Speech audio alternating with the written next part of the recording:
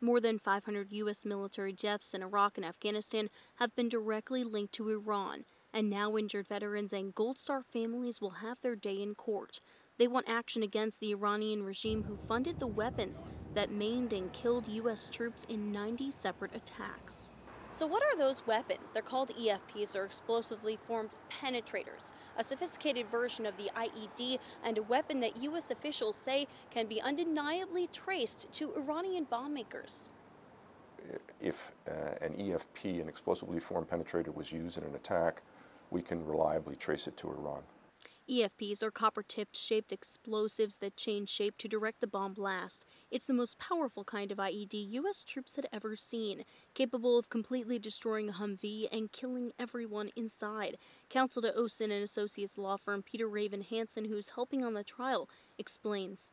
And if it does penetrate, then the explosion within the cabin, confines explosive forces and makes the impact on the victims much worse than if you had an explosion in an open area in most cases.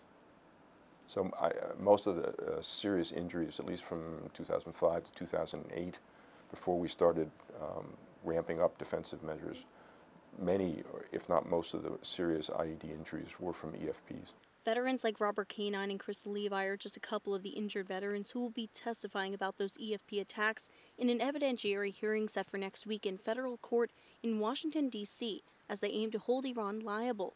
Raven Hansen calls them heroes for the first time when they served the country, and now for a second time testifying in the trial. You're reliving an episode you would desperately like to forget. EFPs require hydraulic presses and lots of money to build. So just how were they funded? Let's take a look at the chain of events. The EFPs were Iranian manufactured, and they were given to terrorist groups like Hezbollah and the Iranian Special Forces, the Quds Force, who then trained Shiite militia in Iraq to deliver the attacks. Yes, Iran determined early on during Operation Iraqi Freedom that it was going to orchestrate the killing and maiming of American and British soldiers, coalition forces. And it does that through mainly two proxies. One is the Iranian Revolutionary Guard Corps Quds Force, IRGC-QF, which is their terrorist arm abroad, and the other is Hezbollah. This process required hundreds of millions of dollars laundered through Western banks, according to the court documents. There's a separate case pending in federal court in New York right now against the Western banks for funding the terrorist attacks.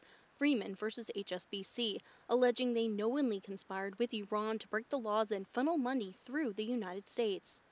Why? Why would the banks do this? And the answer is that they got extra high fees for processing this money. The banks cited in the New York federal case are HSBC, Barclays, Standard Chartered Bank, Credit Suisse, Royal Bank of Scotland, and Commerce Bank.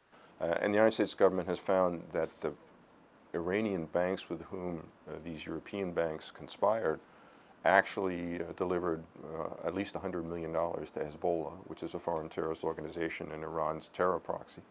In light of separate criminal investigations before that lawsuit, court documents say the banks admitted to willful money laundering and evading the Iranian sanctions. Iran has been a listed state sponsor of terrorism since 1984. And when I say work directly, they would exchange emails about how to change the names on the transactional documents, and they would give instructions on how to frame them so that they would not show that an Iranian party was party to the transactions. The banks entered into deferred prosecution agreements, agreeing to pay the U.S. hundreds of millions of dollars.